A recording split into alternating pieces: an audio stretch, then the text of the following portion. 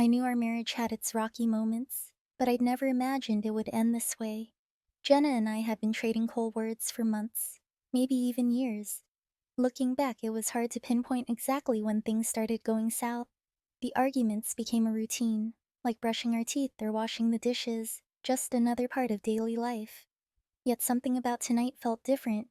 Her words cut sharper, and I could feel myself pulling away, not just emotionally, but physically. I was already halfway out the door.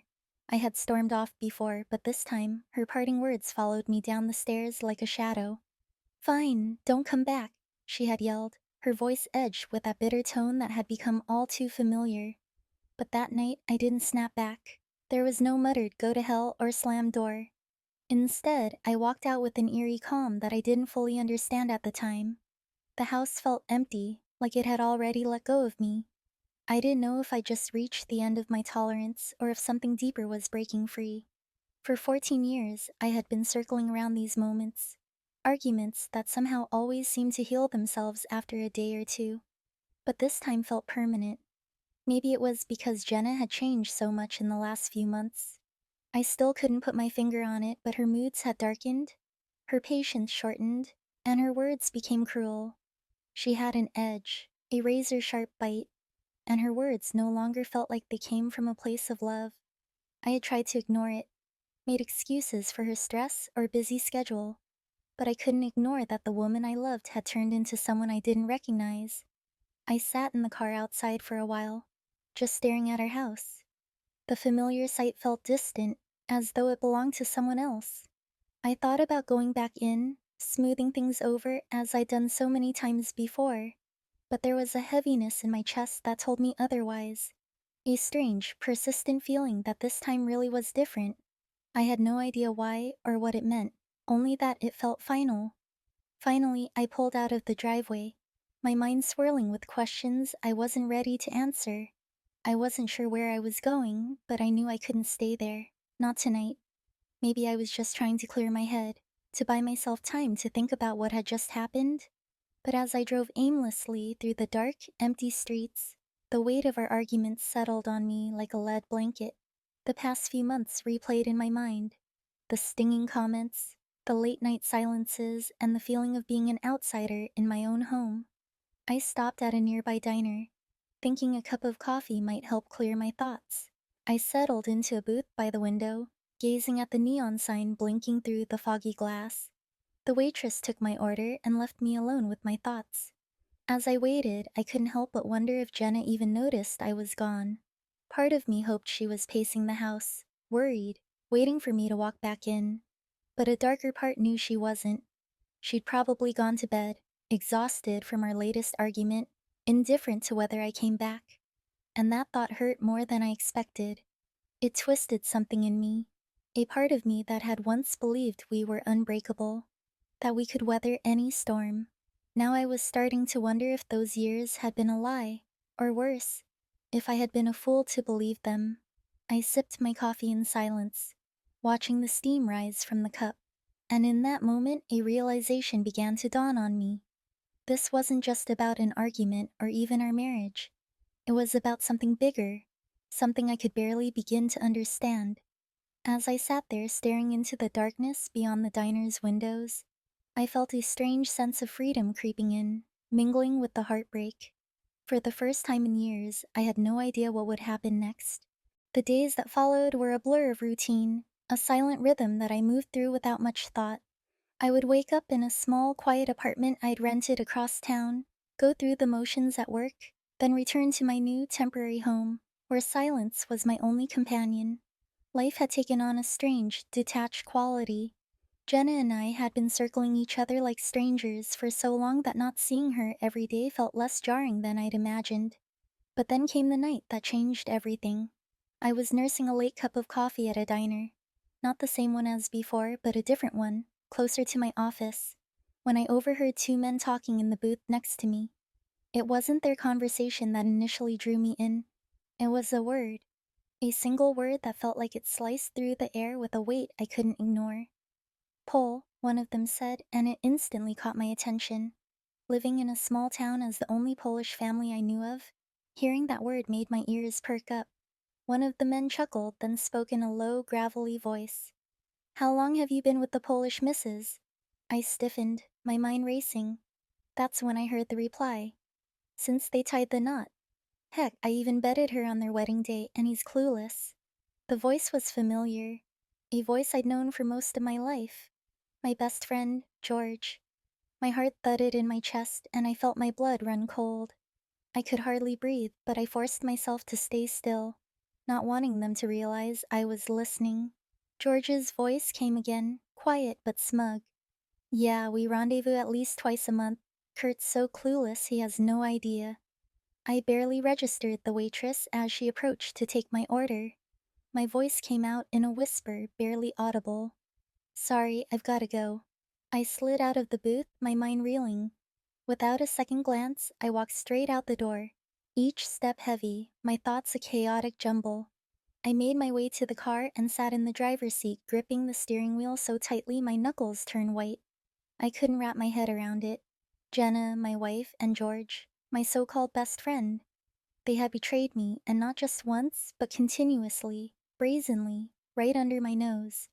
I trusted George with everything, not just as a friend, but as the guy who stood beside me at the altar, the man who was my go-to mechanic, the one I'd hired as an independent contractor to handle my cars. Now every memory of him felt tainted, poisoned by his lies and deceit. I couldn't face Jenna yet. My anger was too raw, a boiling volatile force that left me trembling. So I did the only thing I could think of. I drove.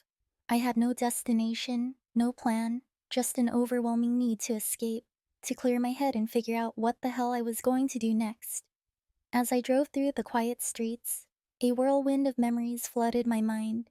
Moments that once felt insignificant but now took on a sinister light. The time she'd been distant, the subtle glances she'd exchanged with George, the way she'd brushed off my suspicions as paranoia. Hours later, I finally headed home. Jenna was in bed, her form shadowed in the dim light filtering through the blinds.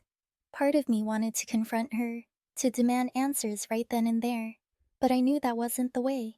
I needed proof, something tangible to hold on to so she couldn't talk her way out of this, couldn't make me doubt what I knew in my gut was true. The next few days passed in a surreal fog as I began my search for answers.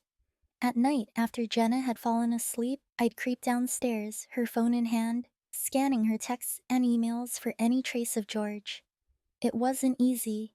Jenna was careful, deleting messages, leaving no clues. But her behavior only confirmed my suspicions. The more elusive she was, the more I felt that burning certainty that she was hiding something big. I finally decided to hire a private investigator, hoping he'd uncover what I couldn't. The PI was a gruff, straightforward guy from Santa Fe, the type who'd seen it all. He advised me to install a tracker on Jenna's phone, a suggestion that was both tempting and sickening. I couldn't believe it had come to this. Me, snooping on my own wife, spying like some stranger. But the need to know outweighed the guilt. That night, as Jenna slept soundly beside me, I activated the app, syncing it with my phone. The deed was done, and I lay there staring at the ceiling, wondering how my life had come to this point. The next day, I started monitoring her whereabouts, watching as she moved from the grocery store to home, from work to the university bookstore where she'd taken a part-time job.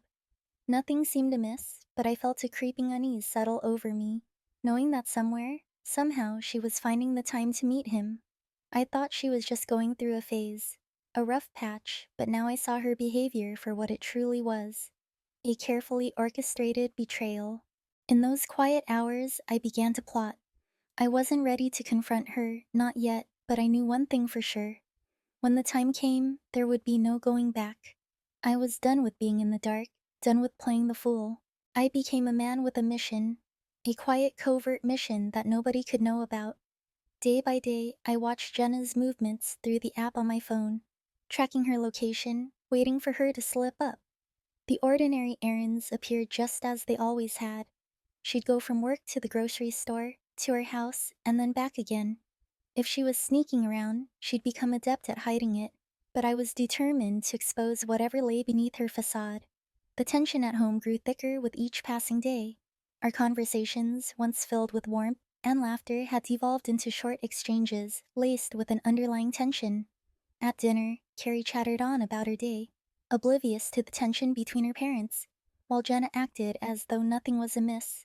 But I could see her discomfort, the way her gaze flickered when I mentioned George, how she was always quick to change the subject. A few weeks in, I finally caught a break. It was a Saturday, and I was at the dealership, buried in paperwork when my phone buzzed. I glanced at the screen to see a notification from the tracking app. It was Jenna's location. She was supposed to be at a friend's house across town, but her pin had landed her somewhere entirely different. My stomach tightened as I watched the small dot on my screen hover over a familiar location, George's place. My hands were clammy, and I couldn't bring myself to move. The realization of her lies sat heavy, but this wasn't enough to confront her. I needed undeniable proof, a way to bring it all to light so she couldn't evade it with carefully rehearsed excuses. I called the private investigator again, desperate for something that would bring this to a head. He suggested that we go a step further and plant a small camera in her car, a move that would feel invasive, but he assured me would give me the answers I was searching for. After a few sleepless nights, I agreed. If this was what it took to finally see the truth, so be it. The PI installed the camera discreetly, hidden in a place where it would capture every conversation, every interaction Jenna had while in her car. I kept the device running for several days, each night sifting through hours of footage as I sat alone in my darkened apartment, watching her every move. And then, just as I felt my resolve slipping, I hit gold. In the footage, Jenna was seated in her car, her voice muffled but recognizable. And then I heard another voice, George's. They were talking, and as I listened, the pit in my stomach grew deeper. There was no mention of love, no apology for betraying me, no remorse. Instead, they talked about what they had to gain by keeping me in the dark. They laughed, sharing old jokes and insults about me, about my heritage. It was as if I had become a ghost, a shadow in their lives, someone to be mocked and dismissed. Hearing them laugh about the very life I'd built for us, the business, the house, the family, it left me feeling as if I'd been gutted, hollowed out entirely. For a moment, anger consumed me. I wanted to confront them, to burst into the room and demand answers, to see them squirm as they realized the game was up. But something held me back, a voice of reason telling me that this moment was too fragile for an impulsive reaction. If I confronted them now, they'd deny everything. Jenna would spin tales, George would lie, and I'd be left feeling more powerless than before. So instead, I began to plot my next moves in silence. My anger solidified into a cold, calculated resolve. The words they'd spoken echoed in my mind like a war drum, growing louder with every beat, fueling my determination to bring everything crashing down. It wouldn't be loud, it wouldn't be explosive. I'd unravel their lives the way they'd unraveled mine, one thread at a time, each piece falling away until they were left with nothing. Over the next week, I withdrew money from our accounts in small increments, careful not to raise suspicion. I also transferred ownership of the dealership and restructured it under a newly established corporation in Nevada, keeping Jenna's name off every document. It took hours of work, but each piece fell into place with a meticulous precision that matched the anger simmering just beneath my surface. If they thought I was clueless, they were in for a rude awakening. One evening, as Jenna slept peacefully beside me, I reviewed the financial statements, the final puzzle pieces in my plan to separate myself from her, both financially and emotionally. When the last account was closed, I felt an odd sense of calm, a clarity that cut through the resentment and betrayal. For the first time in weeks, I could see my future beyond the confines of this relationship, beyond the limitations of the life I thought I wanted, and I knew exactly what I had to do. The night I left, I knew it would be the last time I'd walk out of that house as a husband. I had everything planned to the last detail, down to the wording of the goodbye letter I left on the kitchen counter. The letter was simple, devoid of bitterness, but final enough that Jenna would understand I wasn't coming back. For years, we had sparred with each other, tested boundaries, and thrown accusations in fits of anger, but this was different. There were no dramatic exits, no storming out, just a quiet, measured departure. I drove to a small apartment I'd rented across town. It was modest, barely furnished, but it was mine. That first night felt surreal, as if I were in a strange dream, drifting between anger and relief. The silence was profound, and though it felt hollow at times, it also offered an eerie sense of liberation. I'd finally escaped the lies and the mocking laughter that had haunted me. The next morning, I made a call to my lawyer. I asked him to start preparing the divorce papers and file them in a way that wouldn't attract Jenna's attention immediately. I knew she'd be too preoccupied with the impact of my departure on her finances and lifestyle to anticipate my next move. I was already prepared for the fight that lay ahead. The assets I'd carefully hidden and the restructuring of my dealership would make it nearly impossible for her to claim anything substantial. And I was ready for any accusation she might throw my way in her attempts to leverage sympathy or manipulate the proceedings. As I navigated these final steps, word of my departure spread quickly through the town. I heard from friends, acquaintances, and business partners, who all wanted to know what had happened. Some expressed shock, while others hinted that they'd sensed things weren't right between Jenna and me. I kept my responses brief, offering no more than necessary. I wanted no pity, no sympathy, just a quiet resolution to a broken marriage. I had a handful of close friends who knew the full story, and they were the ones who truly mattered. A few days later, I got a call from Anna, my trusted colleague and confidant at the dealership. She had kept everything running smoothly, managing operations with a steady hand while my life unraveled. I had hinted to her that changes were coming, but she hadn't expected such a drastic turn of events. "Kurt, I don't know if this is the right time to tell you, but George came by yesterday," she told me. "He was asking a lot of questions about the business, about you. It was strange, like he was trying to dig up something." I couldn't help but laugh bitterly. George had the nerve to show up pretending he was concerned when he had been the catalyst of this entire mess. "Don't worry about him, Anna. He's not worth your time," I replied. In fact, I've already taken steps to ensure he's no longer associated with the dealership. That evening, I mulled over my next steps. I knew Jenna would eventually come looking for answers, so I decided to confront her directly. I wanted her to see the resolve in my face, the finality of what she'd done. There would be no bargaining, no apologies. It would be a clear line drawn in the sand. I called her and suggested we meet at a neutral spot, a quiet cafe away from the prying eyes of our small town. She arrived with a mixture of anger and confusion, her demeanor both defensive and uncertain.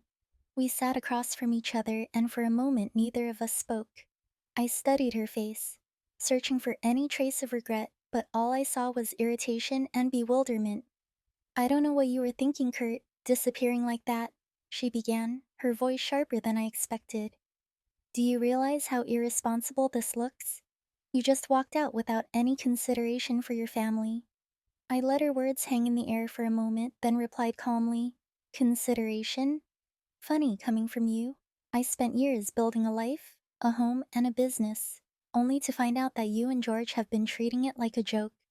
She shifted uncomfortably, her face turning pale. "What are you talking about?" she asked, her voice trembling slightly. "Oh, come on, Jenna. Don't insult me with more lies. I know about you and George. I've known for a while, actually," I said, watching her reaction closely. For the first time, I saw a flicker of panic in her eyes. "You thought I was clueless, that I'd never find out. But I've known, Jenna, and now I'm done." Her mouth opened and closed as she struggled to find the right words. "Kurt, it was never supposed to be like this. It's complicated." "Complicated? No, Jenna, it's simple. You lied, you betrayed me with my best friend," I said, my voice steady, each word laced with the bitterness of 1,000 broken promises. "And now I'm leaving you with the mess you made." She tried to argue, to explain, but I'd already made up my mind. The weight of her betrayal had hardened my resolve beyond any hope of reconciliation. I knew that every word she spoke was only an attempt to save face, to salvage whatever semblance of dignity she could still cling to. As I left the cafe that day, I felt a sense of closure, a finality that allowed me to walk away without looking back. The life we'd built, the future we'd once dreamed of, it was gone. All that was left now was to finalize the divorce, split the assets, and begin again. After that meeting with Jenna, something inside me shifted. I wasn't just escaping a marriage, I was shedding years of accumulated anger, sadness, and betrayal. For so long, I had lived with the feeling of being overshadowed, mocked, and ultimately disrespected. But in finally walking away, I felt a lightness I hadn't known in years. There was a strange but welcome silence in my life now, a clean, untouched space where I could begin again. The divorce process was relatively swift, with Jenna's lawyer trying to negotiate for a larger portion of assets. But thanks to the careful restructuring of my dealership and financial holdings, Jenna ended up with little more than the house, which I had to sell to split the proceeds. I watched with a kind of calm detachment as her attempts to challenge the arrangement unraveled. She'd built her life around my work, my income, and my business, yet now she was facing the consequences of her choices. During this time, I poured myself into work. Helpless Otto was thriving under Anna's leadership, and I gradually transitioned into an advisory role, stepping away from day-to-day operations but still maintaining a strong presence. My days were filled with a sense of purpose, not just to rebuild my life, but to create something meaningful that was entangled in the remnants of my marriage. And then there was Carrie. I wrestled with what to do about our relationship. She had been a central part of my life for years, and I still loved her, even though the reality of her paternity weighed heavily on me. I decided I wouldn't abandon her, even if my marriage to her mother was over. But things had to change. I met with her privately, telling her that while I was still there for her, I'd be moving forward on my own. She was initially distant and reserved, clearly unsure of where our relationship stood. "Dad, I don't really get it. You're still my dad, right?" she asked one evening, the faintest trace of uncertainty in her voice. It hurt to see her like that, a young girl grappling with adult complexity she couldn't fully understand. "Yes, Carrie, I'll always be here if you need me. But there are some things you'll understand better when you're older. Just remember that none of this is your fault." As the months passed, Carrie grew closer, reaching out more often. She came to me with her school problems, her friendship issues, and eventually even her teenage heartbreaks. Despite the pain of her mother's betrayal, I found comfort in our connection. In her, I saw an opportunity to break the cycle of bitterness and resentment, to be a positive influence in her life, and to offer the support she would need in the years to come. While I was finding a new normal, rumors began to circulate in our small town about Jenna and George. Word spread of financial struggles, debts piling up, and their increasingly strained relationship. Part of me took satisfaction in knowing that their actions had consequences, but another part felt a sense of closure, of moving beyond the petty need for revenge. I knew I'd already won in the only way that mattered. I was free. One night, I drove the same red Miata that had taken me across the Southwest on a road trip of self-discovery. This time, though, I had a destination in mind. I stopped by the dealership, pulling up to the entrance, and saw Anna's office lights still on. I decided to surprise her. Anna had been the steady hand, the unwavering support, and the friend who had seen me through the darkest days. As I entered her office, she looked up smiling. "I figured you might stop by tonight," she said knowingly, gesturing to a chair across from her desk. "Just felt like I needed to see how everything's going," I replied, taking a seat. The office felt comfortable, familiar, yet no longer mine. It was Anna's now, and she'd filled it with her own personal touches. "You know, Kurt, I never thought I'd be running this place on my own, but it's been rewarding," she said, a hint of pride in her voice. "And I think the team really feels like a family now." "Then I did something right," I said, feeling a deep satisfaction. We talked for hours that night, discussing business, life, and the paths we'd both taken to get to this point. Anna had seen the worst of me and stood by me, and her loyalty reminded me that not all relationships were built on deception and betrayal. As I drove home that night, I reflected on everything that had happened. It was a journey I wouldn't have wished upon anyone, yet I felt grateful for what I had learned. I'd reclaimed my life, my integrity, and most importantly, my self-respect. I didn't know what the future held, but I was ready to meet it on my own terms. In the weeks that followed, I found myself considering new possibilities, perhaps another trip, or maybe even opening a new business venture in a different city. But for the first time in a long time, I wasn't in a rush. I had time and I had peace. In the quiet moments, I thought back to those early years with Jenna and George, wondering how things might have been different if choices had been made with honesty and respect. But I knew it was a question I'd never answer and it no longer held power over me.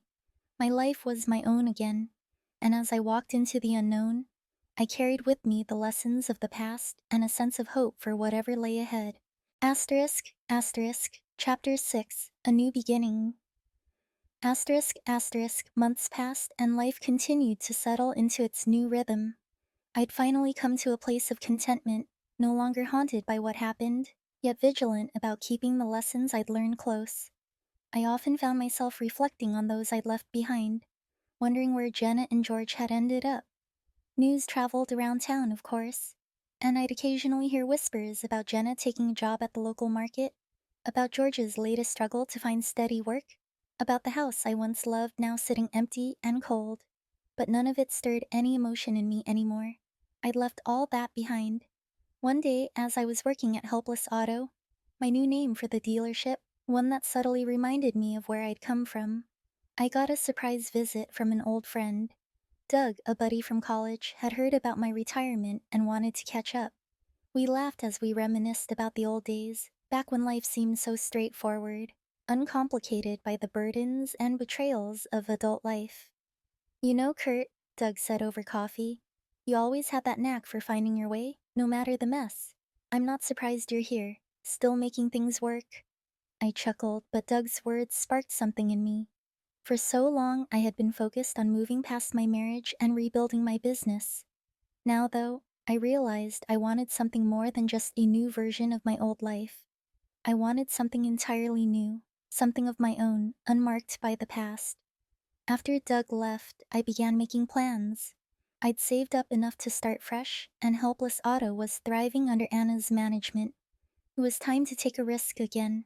I wanted to explore the unknown, to venture outside the walls of Silver City, and to start somewhere free of old memories and familiar faces. The thought excited me in a way I hadn't felt in years. Carrie had been thriving too. Over time, our relationship had evolved into a strong bond. She didn't fully understand the intricacies of what had happened with her mother, but she respected my decision to leave. With high school nearing its end, she began considering universities out of state. She was bright, capable, and ready to tackle the world beyond Silver City, a world I hoped would treat her more kindly than it had me. On a rainy Tuesday, I visited Anna one last time at the office. We'd been through so much together, and I knew that leaving Helpless Auto meant leaving a piece of myself behind. But Anna understood. She always did. So you're really going? She asked, her eyes soft but understanding. I think it's time, Anna, I replied. This place is yours now. It's grown and thrived because of you.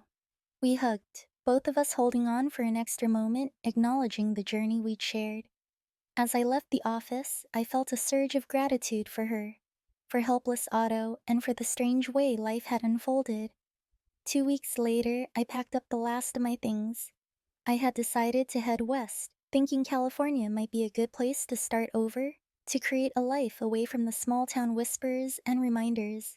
I'd invested wisely and planned to take a sabbatical of sorts. Time to explore, to enjoy life without the pressure of running a business or managing anyone else's expectations.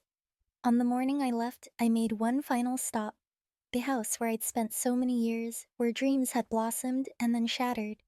It was empty now, stripped of everything that once made it feel like home. As I stood in front of the door, I realized I felt no sadness, no longing. The chapter was closed and I was ready to let it be. The drive out of Silver City was quiet and contemplative. Memories flickered in my mind, but they were just that. Memories, no longer wounds. As the miles stretched ahead of me, I felt the weight lift completely, the feeling of true freedom settling in for the first time. As the sun began to set, painting the sky in shades of orange and pink, I found myself smiling. I was a man with no particular destination, but with a heart open to possibility. I didn't know what lay ahead, but for once I wasn't afraid. My journey was just beginning. California greeted me with open arms and unfamiliar streets. The sounds and sights of the city, so different from Silver City, were invigorating, filling me with a sense of endless possibility. The air here had a crisp, salt tinged bite from the ocean, and I spent my first days driving along the coast, watching waves crash against the cliffs. My past felt like a distant memory as the Pacific Ocean sprawled out before me, a constant reminder of the freedom I'd reclaimed. I eventually settled into a cozy apartment in a small town along the coast, not far from San Francisco. Life here moved at a different pace, and I found myself relishing the small routines I was beginning to create. The morning walks to a quiet coffee shop, the afternoons spent exploring beaches and nearby trails, and the evenings reading or listening to music as the ocean breeze swept through my windows. Without the demands of work and the pressures of my old life, I could focus on discovering who I was outside the roles I had always played. One morning during my walk through the local farmers market, I came across a classic car show. The sight of those beautifully restored vehicles sparked a familiar sense of excitement. It reminded me of the passion I had always had for cars, a passion that had been overshadowed by the business side of things. Here, in this new place, I found myself drawn to the idea of working with cars once again, but this time on my terms. I spent the next few weeks visiting nearby garages and talking to local mechanics, eventually finding a small garage owned by a man named Javier. He was around my age, with a quick wit and a deep love for restoring old vehicles. We hit it off instantly. When I mentioned my background, Javier invited me to work with him part time, helping with restorations and learning the finer points of customization. This work was different from the high stress hustle of running a dealership. It was creative, hands on, and deeply satisfying. With each car I helped restore, I felt a growing sense of accomplishment. Working in that garage brought me a kind of joy I hadn't known before, and it didn't take long for Javier and I to become close friends. We talk about life over beers in the evenings, sharing stories of our pasts and our dreams for the future. Javier, I learned, had faced his own share of betrayals and hardships, and our shared experiences created a bond between us. Meanwhile, my relationship with Carrie blossomed across the miles. She had chosen a college not far from where I had settled, and we arranged to meet once a month for lunch or a day trip. As she grew more confident in her new life, she began opening up to me about her dreams and her challenges. The strain of her teenage years seemed to fade, and in its place, a deep father daughter friendship began to flourish. Jenna, as far as I knew, remained back in Silver City. Occasionally, I'd hear something about her through old friends or mutual acquaintances, but I found I didn't have any desire to revisit that part of my life. I'd moved beyond the pain and the betrayal. It felt like a different lifetime, something that had happened to a different person. Now, as I looked at my life, I felt only gratitude for the path I'd found. Months turned into a year, and I'd built a life for myself that was calm, fulfilling, and completely my own. The people around me knew me simply as Kurt, the guy who loved restoring classic cars and exploring the coast. The simple, steady rhythm of my days had become the antidote to the years of chaos I'd left behind. One evening, while watching the sun dip below the horizon, I realized something important. I was content. I didn't need a grand future or a mapped out plan. I discovered the beauty of living day by day, of finding joy in small moments, and of building relationships grounded in honesty and respect.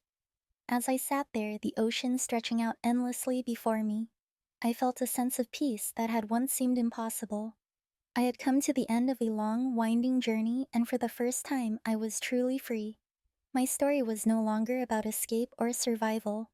It was about discovery, growth, and the quiet courage to start anew. Here in this new life, I'd finally found myself.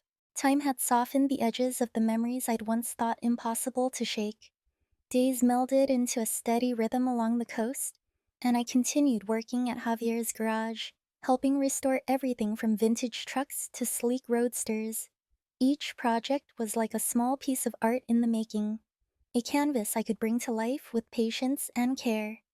The dusty interior of the garage, filled with the smell of old leather and oil, felt like a second home, a place where I could put my focus entirely into my work and leave the past behind. One afternoon, as I was finishing up a particularly challenging restoration, Javier walked over, grinning with that familiar, mischievous look in his eyes. "Hey, Kurt," he said, "how do you feel about teaching a class? You know, something like Restoration 101 for beginners. Just once a week." The idea was daunting at first. I hadn't thought of myself as a teacher, but the prospect of sharing my skills, and maybe my story, appealed to me. I agreed, and within a few weeks, Javier had set up a small group workshop, attracting car enthusiasts from all over the town. What started as a few students grew quickly. They were eager to learn, asking questions, and tackling their own projects with the enthusiasm I remembered from my younger days. In time, my classes became a highlight of the week, a place where I connected with people in ways I hadn't anticipated. It wasn't just about teaching the mechanics of car restoration. It was a space for sharing stories, for laughter, for bonding over a shared passion. Many of my students became friends, people who reminded me of the warmth that comes from true community. Meanwhile, my relationship with Carrie continued to evolve. She would visit the garage now and then, watching with fascination as I worked. Her initial uncertainty had long faded, and she shared updates on her studies and her friends, sometimes even asking my advice. It felt surreal at times to see her growing into her own person, confident and self assured. The awkwardness that had once characterized our relationship had been replaced by a deep understanding, a mutual respect that I cherished. Then, on one of our usual Sunday visits, Carrie surprised me with news that shook my world. She had been accepted into a prestigious study abroad program in Europe, and she wanted my opinion on going. "I think you should absolutely go for it," I said, trying to keep my voice steady. "This is an incredible opportunity, and you'll learn so much.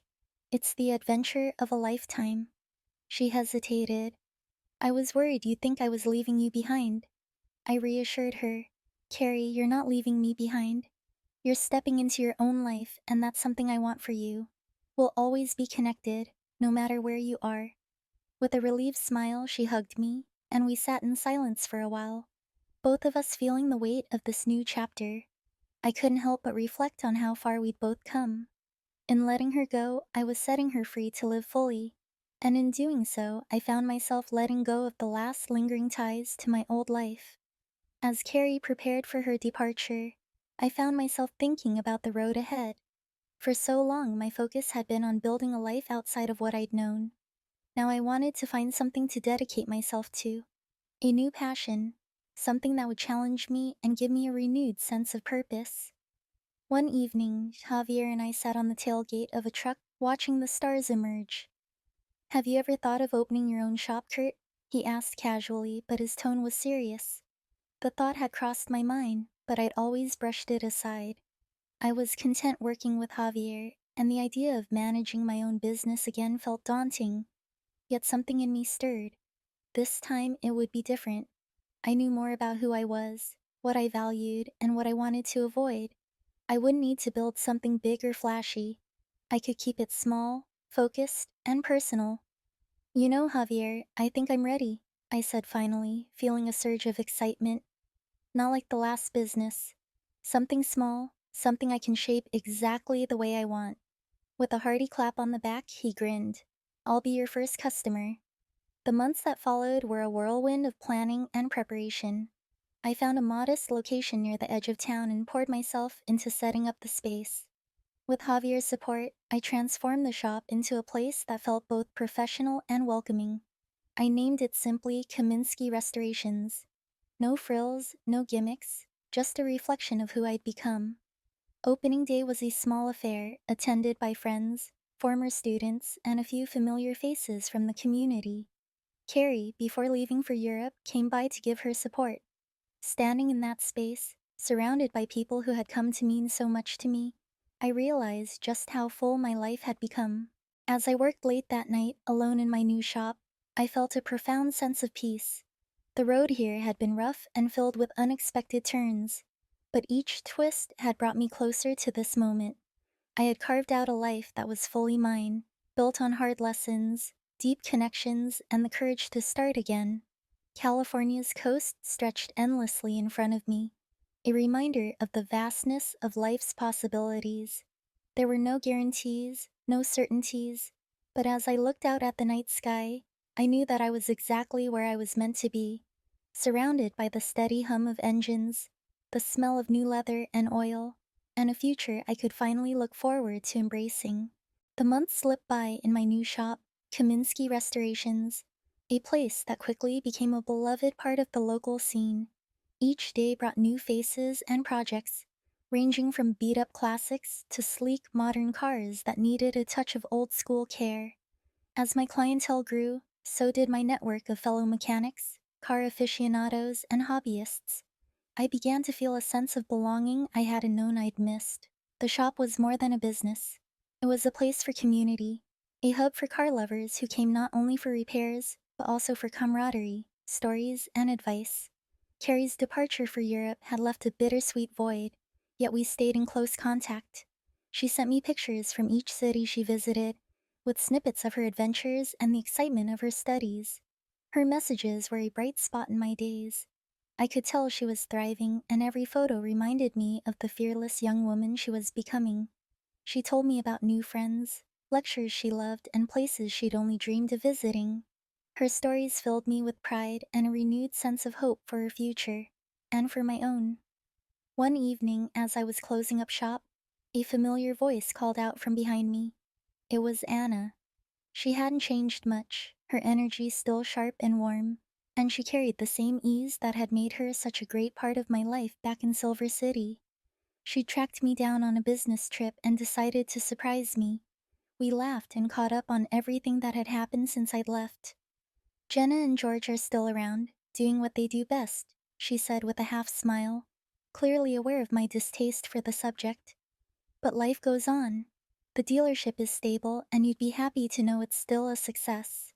It felt odd, hearing about the old life I'd let go, yet comforting to know things were going smoothly in Silver City without me having to be there. Anna's visit reignited old memories, yet as we shared stories, I realized that my heart no longer held resentment or bitterness toward Jenna and George. That chapter had faded, replaced by the richness of my present life. As Anna prepared to leave, she gave me a hug and whispered, "I'm proud of you, Kurt. You've come a long way. Don't be a stranger." I promised I'd keep in touch, feeling grateful for her role in my journey. Around that time, I received an email from Carrie with the subject line, "Guess what?" Inside was a picture of her with a guy named Peter, standing in front of the Eiffel Tower. She described him as a fellow student she'd met in Paris, and the joy in her words was palpable. Reading her messages, I felt an unfamiliar but welcome sensation. I was learning to let go, to accept that Carrie was growing up and finding her own way in the world, just as I had. As time passed, I found myself reflecting on the years that had shaped me, the choices I'd made, and the life I'd left behind. I hadn't heard from Jenna or George since the divorce was finalized. The pain that had once been sharp and consuming was now a dull ache, a scar rather than a wound. It felt strange to think of them as characters in a story I'd once been part of but no longer belonged to. Then, one quiet afternoon, Carrie called me unexpectedly. Her voice was trembling with excitement. "Dad," she said, "I'm coming back to California for a bit. I've got some news I want to share in person." My heart raced with anticipation. Over the years, Carrie had become more than just my daughter. She was my anchor, a reminder of all that I'd gained and learned. Her words filled me with both curiosity and hope. When she finally arrived, she looked radiant, her energy filling the room with a new kind of confidence. We sat together in the living room, and after some catching up, she took a deep breath. "Dad, Peter and I are moving in together. He's transferring to the States, and we want to be closer to you." Her words caught me by surprise, but a deep warmth spread through me, realizing she was choosing to make her life near mine. It felt like a reward, a blessing for all the years I had fought to rebuild. As the days went by, Carrie and I began to spend more time together, creating memories that felt solid and meaningful. She would visit the shop, helping out when she could, and even learning a few things about cars herself. Peter became a part of our lives, and I grew to appreciate his thoughtful nature and the way he looked after Carrie. It was a new phase of fatherhood, one filled with shared laughter, weekend dinners, and a sense of belonging I hadn't felt since she was a child. Looking back, I realized my life had come full circle. What had once been shattered had been slowly, painstakingly rebuilt, not in the same form as before, but in a way that was perhaps stronger, more resilient. The pieces of my life, my work, my friendships, my family, had finally found a place to belong. On one of those lazy Sunday afternoons, as I sat on the porch with Carrie and Peter, watching the sun dip below the horizon, I felt a quiet peace settle over me. The journey had been long and winding, filled with unexpected losses and surprising gains. I had walked through betrayal, loneliness, and anger, only to find myself here, surrounded by the people I loved and the life I had chosen. This was my new chapter, a story of resilience, renewal, and an unexpected joy that had taken root in the place where my heart had once been broken. As I looked at my daughter, laughing freely beside me, I knew I was exactly where I was meant to be. And for the first time, I felt complete. The seasons in California were gentler than the high desert of New Mexico, and as the winter holidays approached, I found myself feeling a quiet excitement that I hadn't felt in years. Carrie and Peter had now settled in just a few miles away, and it had become a tradition for us to have weekly dinners together, swapping stories about work, their studies, and their adventures in the city. Slowly, my life was filling up with joy and laughter again, like a warm light seeping into the cracks of a once dark room. With my business thriving, I decided it was time to invest in the next chapter of Kaminsky Restorations. I hired a couple of young mechanics from a local trade school, wanting to give back in the same way others had once given me a chance. They were ambitious and eager, often reminding me of a younger version of myself. Working alongside them, I felt a renewed sense of purpose, a thrill in passing on my knowledge to people who shared my love for cars and dedication to hard work. Watching them grow, I realized that Kaminsky Restorations was more than just a job or even a dream. It was a legacy. One evening, after a day at the shop, I came home to an unexpected voicemail. The voice on the other end was tentative and quiet, but unmistakable. Kurt, it's Jenna. I hope you're well. Carrie told me she's back in California, and I was thinking maybe I could come out to visit, just for a day or two. I'd like to talk. There are things I need to say, things I didn't say before. I sat there for a moment, holding the phone, feeling the weight of her words. Years ago, I would have dismissed the message with bitterness or anger, but now it felt different. I could sense a genuine tone in her voice, a vulnerability I hadn't heard in years. It was as though time had softened her, too. After a long night's sleep, I called her back, agreeing to meet for coffee in a week. I wanted closure, for both of us, and perhaps, I realized, for Carrie as well. When the day came, I found myself at a small cafe in a quiet part of town, waiting for Jenna. She arrived a few minutes late, her face softened with age, yet familiar. We exchanged a quiet greeting, both sensing the weight of years that had passed since our last real conversation. As we sat down, she looked at me, her gaze steady yet regretful. Kurt, she began, her voice breaking slightly, I know there's nothing I can say to change the past, and I don't expect your forgiveness. But I need you to know that what I did, it wasn't because you weren't enough. I was lost, Kurt. I was confused and selfish, and I hurt the one person who believed in me. I nodded, letting her words sink in. I could feel the honesty in her tone, a rawness that felt real, almost redemptive. Jenna, I replied slowly, I've spent years wondering why, and it drove me crazy. But in the end, I realized it wasn't about answers. It was about moving forward. I had to make a life for myself. And now, for the first time, I think I've done that. She looked at me with a small, sad smile. I'm glad, Kurt. I always knew you would. I wish I could have been the person you needed back then. I'm sorry I wasn't. As we sat in silence, I felt a quiet understanding settle between us. We had heard each other, But that pain had also led me to a place of strength and resilience that I would never have found otherwise. We parted with a handshake, a silent acknowledgement that this was the end of something, and perhaps the beginning of true healing. That night, I shared the experience with Carrie. She listened quietly, then hugged me, a small tear shimmering in her eye. "I'm proud of you, Dad," she said, her voice full of warmth. I know that couldn't have been easy, but I think it's what we all needed. Life moved forward with a gentle rhythm. Carrie and Peter announced their engagement in the spring, and the wedding was set for the following summer.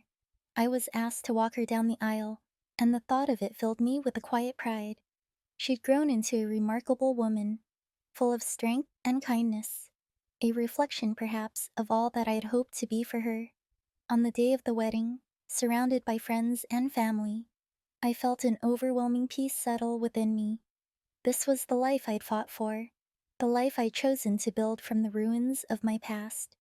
I watched Carrie dance with Peter, their laughter echoing through the room, and I knew in my heart that I had finally found home. In the years that followed, my shop continued to grow, and Kaminsky Restorations became a place where people felt not only welcome, but connected. The community I had dreamed of was now a reality, and I knew that when I was ready to retire, the legacy would continue, nurtured by those who had come to see it as their own. Looking back on all that had happened, I realized that life's most profound lessons are often the hardest to learn. I had loved, lost, and rebuilt, not just my life, but my understanding of who I was and who I could be. And as I sat on my porch one quiet evening, sipping a cup of coffee and watching the California sun dip below the horizon, I knew that my journey had come full circle. This was my life now, one of contentment, gratitude, and a deep, abiding peace that I had once thought impossible. I had become the man I was always meant to be, and in the quiet golden glow of that setting sun, I finally felt whole. In the months that followed Carrie's wedding, life felt like a wide open road stretching peacefully ahead. My work at Kaminsky Restorations became more about legacy than profit, as I mentored the young mechanics and deepened connections in the community. My clients were no longer just people looking to buy or sell cars. They were friends, some of whom would drop by just to chat. I had built a life that felt meaningful and connected, something I never imagined would arise from the ruins of my past. Carrie and Peter, now happily married, visited me often, and I relished every moment we spent together. They would tell me about their plans, dreams, and the idea of starting a family of their own.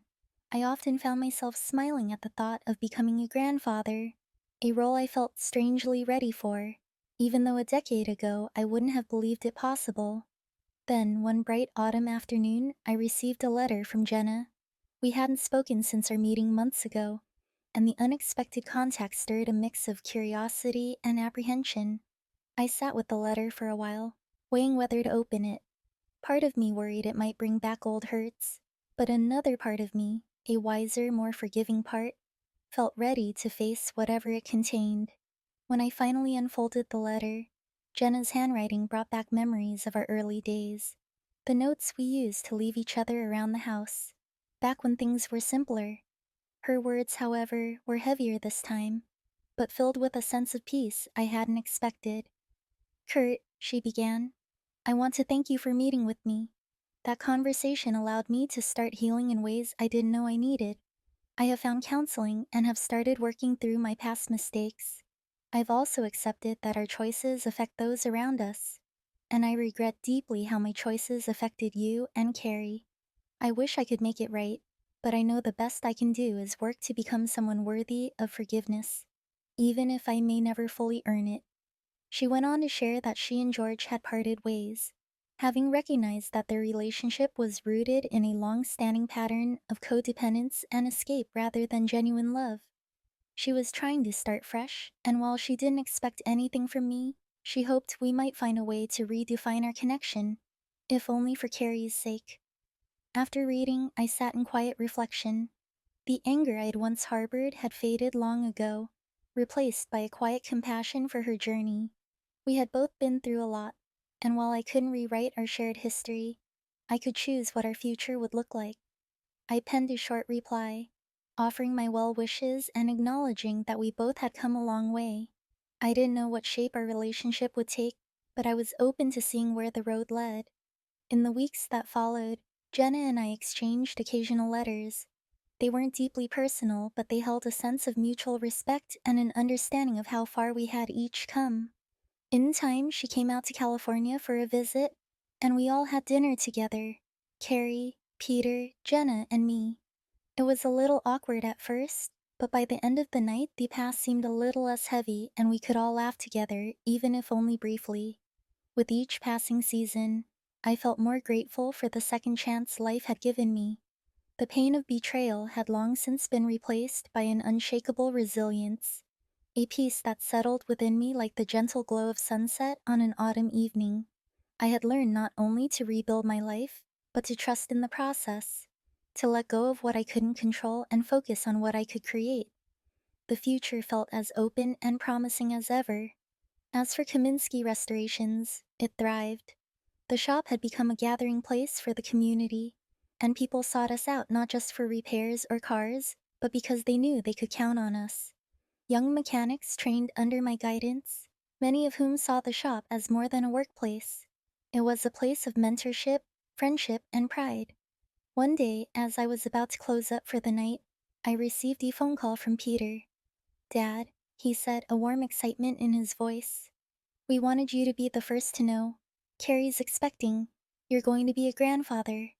I felt a surge of joy, a fullness that went beyond words. "That's the best news I've heard in a long time," I replied, already envisioning the small hands that would one day grip my finger, the tiny laughter that would fill our lives. "Thank you, Peter, and thank Carrie for me too. I can't wait." I knew my life was about to change once again, but this time I was ready. As I locked up the shop and stepped outside, the California sky was a canvas of fading light streaked with the promise of another day. I stood there taking it all in, breathing in the cool evening air, feeling both the weight and the gift of everything that had brought me to this moment. The road ahead was still unwritten, but this time I faced it with open arms. Whatever twists and turns lay ahead, I was ready, knowing that every mile, every moment was part of a journey worth traveling. This was my life, a story of resilience, forgiveness, and the quiet strength of moving forward. And I was grateful for every step of the way. A year after Carrie's wedding, life had settled into a rhythm that I could only describe as fulfilling.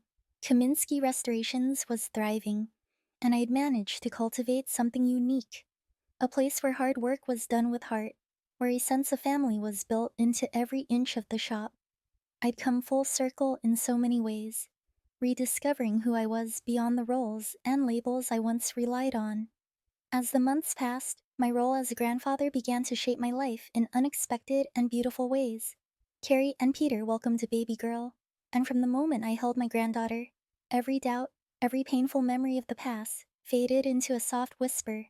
The tiny bundle of life in my arms was a reminder of how far I'd come and how much love could still blossom from the most broken places. My granddaughter, Emma, brought a brightness into my world that I hadn't felt in years. She had Carrie's soft eyes and Peter's easy laugh, and in every way she embodied the fresh start I had fought so hard to create. Watching her grow became my new purpose, and I found myself counting down the days to each visit, where I could teach her about the simple joys of life: old car engines, the California coastline, the beauty of a morning spent fishing or simply sitting together, talking about dreams and the world around us. The town, too, had become a richer part of my life. Kaminsky Restorations had grown from a small shop into a beloved local institution. I'd gained a reputation, not just as a mechanic, but as a mentor, someone people came to for advice, guidance, and sometimes just a listening ear. Each young person I took under my wing brought new energy into the shop, and I found joy in watching them transform their skills into meaningful work. They became part of my extended family, and as they spread out into the world, they carried a piece of Kaminsky Restorations with them. One morning, while working on an old Thunderbird with a young apprentice named Max, I received a call. It was Jenna. We hadn't spoken much since our last meeting, though I'd received the occasional update from Carrie, who told me that Jenna was finally finding peace, healing in her own way. Jenna's voice on the other end of the line held a gentleness, a weight that felt like it had been lifted. Kurt, she began, I just wanted to say thank you for everything. I know we've been through a lot, and I've taken a lot from you over the years. I never thought I'd find the courage to reach out again, but I needed to tell you. I'm grateful for the way things turned out. I hope someday, if it's all right, I could meet Emma as a friend, if nothing else. It was a moment I thought about for a long time.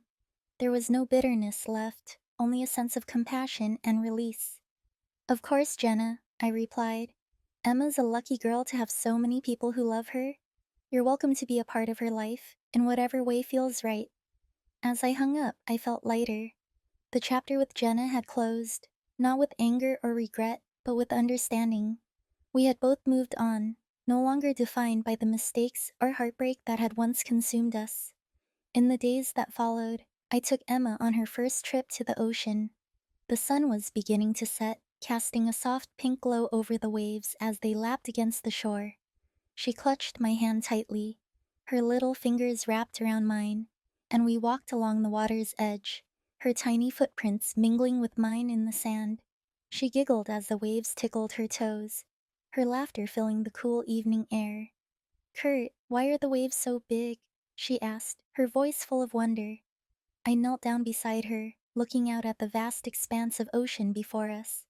Because, Emma, the ocean is always moving just like we are. Sometimes it's calm and other times it's stormy, but it always keeps going and so do we. She looked up at me wide-eyed and nodded as if she understood more than I'd said.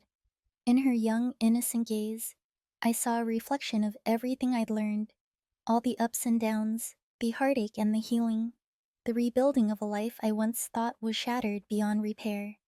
And standing there with Emma's small hand in mine and the endless horizon stretching out before us, I knew that I had finally come home. As we turned to walk back, her tiny voice chimed in again. When I grow up, can I work with you in the shop? I smiled, my heart full. The future laid out before me like the waves that continue to rise and fall. You bet, Emma. We'll build cars together. And maybe, just maybe, we'll build a few dreams too. And so, with the ocean whispering its song and the stars beginning to shimmer in the twilight, I walked back with my granddaughter, knowing that every step forward was part of a new beginning, one rooted in love, resilience, and the unbreakable bond of family. This was my life now, one I was endlessly grateful for, with every turn of the road leading to the same simple truth. I was finally where I was meant to be.